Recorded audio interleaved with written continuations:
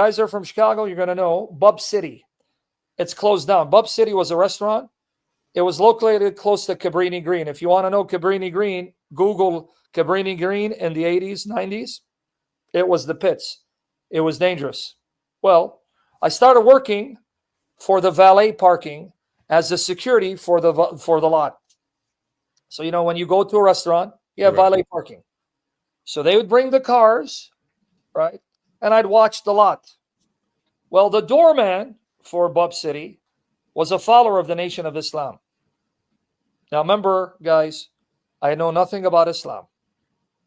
So you know, right? You know that Byzantine Finest? So you checked it out? Yeah. I know nothing about Islam. So you guys know, right? Brings back memories, right? Yeah. Nothing about Islam. All I know is I'm looking at an African American, right? A black dude. Right. And all I can hear him saying is, praise be Almighty Allah. He's using the term Allah. Kind of caught me off guard because Allah, wow, man. So I asked him, I said, hey buddy, you know, you say Allah. It's interesting because we say Allah. See, this is where the Muslims catch you by the video. Say, hey, well, Jesus spoke Aramaic. He said Allah. That's Allah. You know what I'm saying? Yaki. How are you, Yaki? So that got my curiosity. So he started talking about Islam. He started talking about the Honorable Elijah Muhammad. He started talking about the Prophet Muhammad. He started talking about Master Farad Muhammad. So I don't know who these people are, and I'm thinking they're the same individual. Because look, Muhammad. Yeah. The Honorable Elijah Muhammad, Master Farad Muhammad, the Prophet Muhammad. Well, I don't know who they are. And he talks about Minister Louis Farrakhan. Now, if you guys want to know what this movement is, Nation of Islam is a pro-black movement that uses Islam to liberate black people from the white man and the Jew. The Al-Zut. Look, I like this guy. The Al-Zut. Okay. According to their myth, Allah's a black man, and the first people that were produced are black people, and black people are all divine. So Allah's a black man. And he flies around in a UFO called the Mothership. This is part of their teaching. Now, I'm learning this way later. Later. At this time, I have no idea what he's talking about. So Allah, black man. There's a council of elders. They're all black people. You know, the 24 elders of Revelation. Right. They fly around in a UFO called the Mothership, right? And Allah created black people to be gods. But there was a mad scientist named Yakub. Jacob. Who, yeah, well, their myth is not completely identical with the Jacob of biblical history. But mad scientist named Yakub, who rebelled against the gods. So he got punished. So out of revenge, what did he do? He said he's going to create a race that's going to be a thorn in the side of the black man. A race that's going to oppose and try to subjugate the black man. So he set in rules, because supposedly he was a scientist and he knew about genetics. And so according to this myth, the recessive gene, see, each one of us have a recessive gene, a weaker gene. Right. So they said, well, what's the recessive gene for black? I believe it's brown. What's the recessive gene of brown? Red. What's the recessive gene of red? Yellow.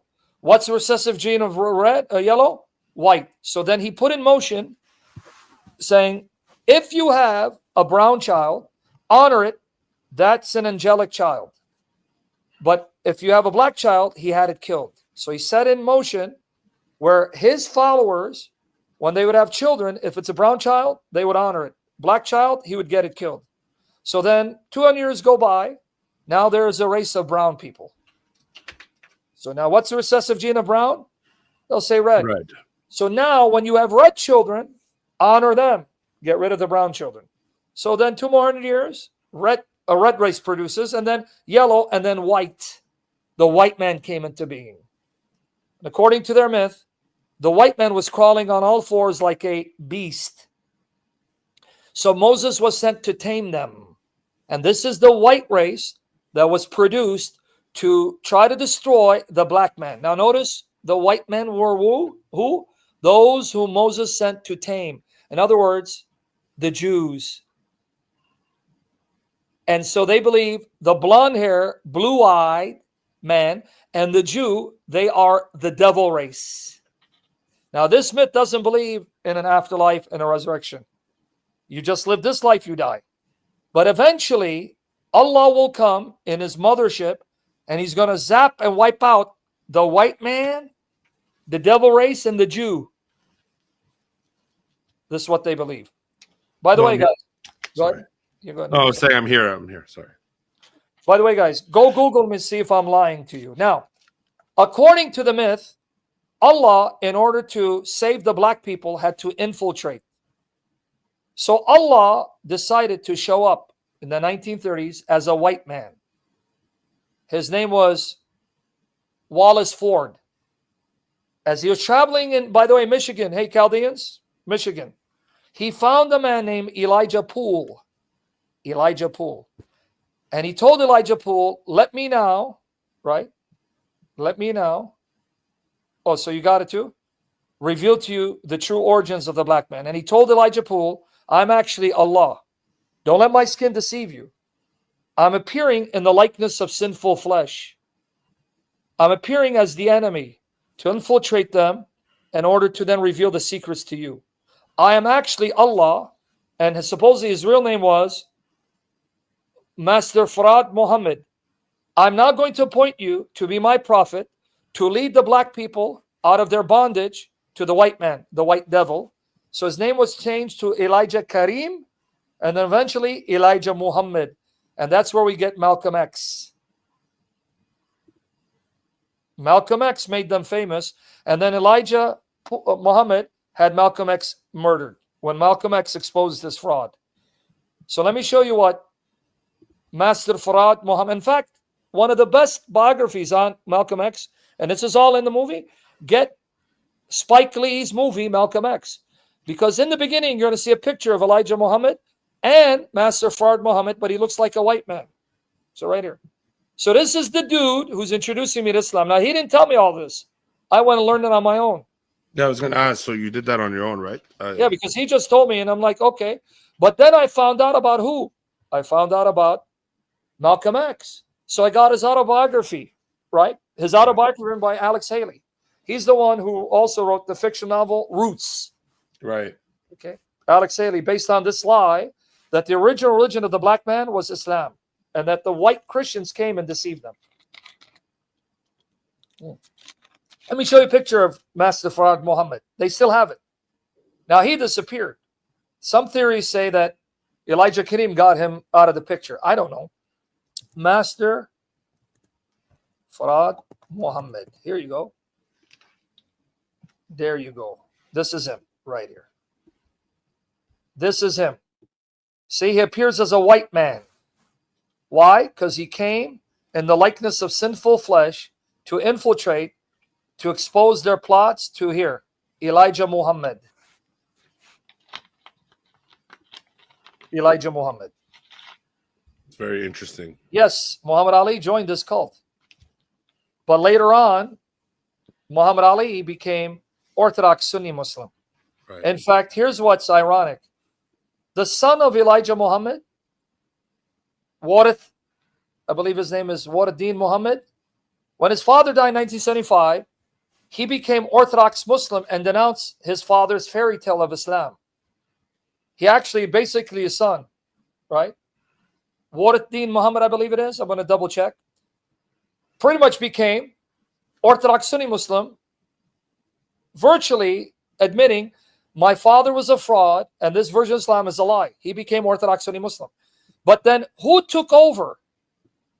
Took over the movement and continued the lie of Elijah Muhammad, Louis Farrakhan. Yes. In other words, when Elijah Muhammad's son pretty much came out and renounced his father's Islam, 1975, look at it when he died. So we're going to be Orthodox Sunni Muslims because that's true Islam. Pretty much admitting my father was a liar, con artist, because this Islam is a lie. The movement would have died, but Louis Farrakhan stepped up to the forefront and he said no, and he continued it till this day. He's still alive. Louis Farrakhan. But how shameful that your own son ends up apostatizing and pretty much says, this is all a lie. This Islam is a lie. It's a joke. It doesn't exist. And so he became Sunni Muslim. Let me find him. So all it took was that doorman or that security dude to talk about Allah. And then you went into this on your own, or was he a Nation of Islam guy? No, he was a Nation of Islam, but I didn't go into it. He introduced me. Then I asked for a Quran. He gave me a Quran. I'm figuring this out later. But I never became officially Muslim because obviously I'm not black. How am I going to join the Nation of Islam? But I didn't meet Sunni Muslims. So I'm learning this on my own. This is the son, Warith Din Muhammad, who came out and became Orthodox Sunni Muslim. Pretty much saying my dad is a fraud. So this is my introduction to Islam. This is my introduction to Islam. You guys get it now? Yeah. Okay, so I know you're getting it. I want everyone else to get it. So I still don't know the difference. All I know is he's telling me Master Fard Muhammad, the Honorable Elijah Muhammad. Then I read Malcolm X's biography, and I was floored by Malcolm X. I was amazed. This man, who was pretty much a criminal, supposedly had a vision. And here's what's ironic, part of his testimony. Part of his testimony is that Elijah Muhammad appeared to him in a vision while he was in prison. Okay. And that convinced him this is the truth. But then later on, he came out. He left the Nation of Islam because Elijah Muhammad was knocking up young girls, getting them pregnant out of wedlock, siring children in adulterous relationships. You know, that's what caused Malcolm X to start questioning Elijah Muhammad. It's all documented. He started having sex with some of these young, beautiful black women. He knocked them up, got them pregnant out of wedlock, pretty much adultery. Right. And so Elijah Muhammad pretty much justified it. So, well, hey, look at Solomon. Solomon had 700 wives, 700 concubines, and I need to spread my seed all over the world. So then Malcolm X saw the gig is up, this guy's a fraud. But then how do you account for the vision, Malcolm X? He said he had a vision of Elijah Muhammad appearing to him in his cell. In his cell. All right. Well, now what are you going to say? Was that Satan who appeared to you? This is why I say, be careful of basing your faith on dreams and visions. Right. God will speak to people in dreams and visions, but so can Satan masquerade as an angel of light, and he can also do miracles and appear in dreams and visions. Because here, according to Malcolm X's own testimony, in his prison cell, Elijah Muhammad appeared in a vision in glorious light, and that convinced him this man is Allah's prophet. But then later on, he's the one who says, no, the guy's a fraud. He's a fake. He's a liar. So then what did you see, Malcolm X? You must have seen Satan, who appeared as Elijah Muhammad. So anyway, he ended up leaving, and he got murdered because he was now calling them out, and he was exposing them. He got murdered. Well, I got fascinated with him. So that got me interested in Islam, started reading the Quran. So let me ask you a question while you're at that particular point. Yes. Is there anything left in your mind about Christianity? Or is it completely foreign at this point? You're fogged from that, side of things. And at this point, you're enamored or you're infatuated with what you're learning or reading about the Nation of Islam and Malcolm X. Nation of Islam. I'm reading the Quran now. Okay, so now we're outside of that. Okay. Yeah, because I asked him for a Quran. This is what the Quran did. It brought me back to the Bible. That's the best. Now, I'll explain to you. Sorry, my allergies. The hair. Yeah. Mom, take my cat, bro. Please take my cat, man. I have one. She's 11. Not only does the cat kill me with the cat hair allergies, when I leave town, I have to get a cat sitter. People think I have a money tree. But anyway, see, look at the hair. Damn hair. That's probably a genie appearing as cat hair. All right, now coming back. So I'm starting to read the Quran. Here's what's important. Why I tell you guys, the Bible is true when it says, train up a child in the way that he should go, right? And it won't leave him. Right. Basically. Remember my childhood? I got saturated with the Bible, with Jesus Christ, with the Gospels. I was saturated. So the foundation was there. It was in my subconscious. See, now notice that foundation as a child. Right. It was there. It was there. So if you train your children now, you keep hammering, planting seeds and watering them, teaching them to pray, even if later on in life, let's say they fall away, that foundation is now imprinted in their subconscious, and the Spirit will always be convicting them and drawing that out of them and reminding them, because that's my story. Right. As I started reading the Quran, I was flabbergasted. See again, these damn hairs. Whew. I was flabbergasted. Why? Remember, my family never told me about Islam. See, my family, my mom and dad, were biblically uneducated. Biblically uneducated. All right? So they didn't give me any Christian training, no catechesis, because they didn't know the faith, nor did they tell me about Islam. So 2 strikes. Not only did they not share with me about Christianity, they didn't even tell me about Islam, because they came from Iraq and they came from Kuwait, not a word. So here I am in America, and I'm being introduced to Islam, and I'm reading a Quran, and I'm shocked to find the biblical characters in the Quran. I was like amazed. Right. What's going on here? I was really baffled. There's another book that actually mentions the prophets and Jesus that I was raised on. Abraham, Isaac, Jacob, Moses. So I went to the index. It was, I believe, an Abdullah Yusuf Ali Quran. Okay. I don't know if I still have it in my library. If it is, it will be with Albie in Chicago. I don't know.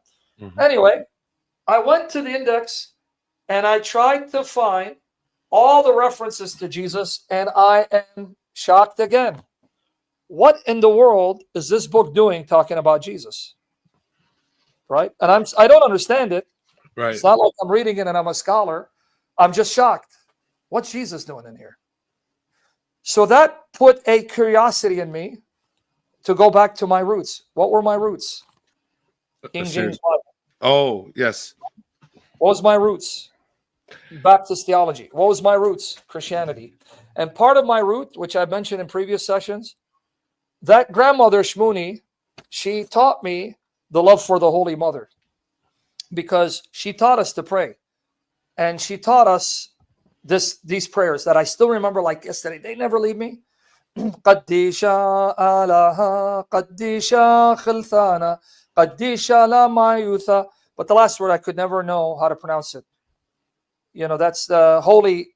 Qaddisha alaha. Holy is God. Qaddisha khilthana. I think Qaddisha khilthana means the holy immortal.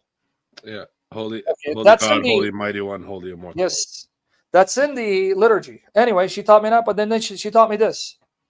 As a kid, she would meet there, and she'd teach us these prayers. And he has in his library the audio cassette where she's recording me as a child praying those prayers. He has it. She went on to be with the Lord.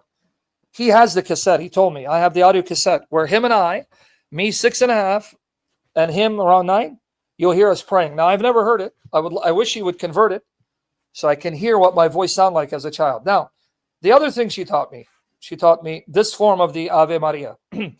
Ave, Ave, Ave Maria. That form she taught me. So, seeds are planted. Even when I was in my Protestant days, that seed that was planted always gave me a connection to the Holy Mother. That's why if you guys go watch my Jesus or Muhammad days, when I'm with David Wood, you'll hear me say, the Blessed Mother of our Lord, the Mother of my Lord. Even back then, right, were planted, because obviously now we know the saints are alive, our Holy Mother is alive, she loves us, she prays for us. That I have no doubt. Right. So that means she never stopped praying for me. And that's why I could not forget her. I could not forget her. Right? Because I know, by the grace of God, hearing that 6.5-year-old saying the Ave Maria, when I said it, obviously the saints are aware of what we do on earth by the grace of God. What God wants them to know, he will make known to them by the Spirit. So I do believe, as I said that the Holy Mother heard the prayer of that young child, and she kept me in her heart. See, that's why I'm very zealous for her. Not she needs me. She has God as her son. She doesn't need me. Yeah. And that's why I get very angry and animated when people insult her. very angry, very animated. Right. In fact, if it was face to face, I'll probably be in a hospital or in jail. This is Right. really because it's personal for me. Okay, so as I read the Quran, started reading the New Testament, I fell in love with Jesus all over again. I fell in love with him. In fact, I remember the night I fell on my knees in tears, and I basically said, see, these stories are kind of get me very emotional. And one reason why I hesitate to want to get emotional, because we got people who hate us and despise us Right. and want to slander us. Oh, look at he's fake. Look at his fake. Look, he's, hey, buddy, you can think I'm fake all you want. May God save me from my own arrogance. Right. But I do get emotional thinking of how God has been good to me, and he's still good to me, and I'm garbage. Like Paul would say, Philippians 3:8, I'm shit. Right. Yeah, honestly, I Right. am shit. And I don't pretend to be holy. I want to be. That's why I said, don't make me more than I am. But I remember that night as I read the Gospels, I fell in love with Jesus again. I was falling in love. I go, wow. I had missed the Lord. Right. All those years, I lived without his words in my ears. So when I started reading his words again, man, I fell in love. And I remember I was in tears. And I remember saying, whoo. I said, Lord, I'll come back home. I remember saying that.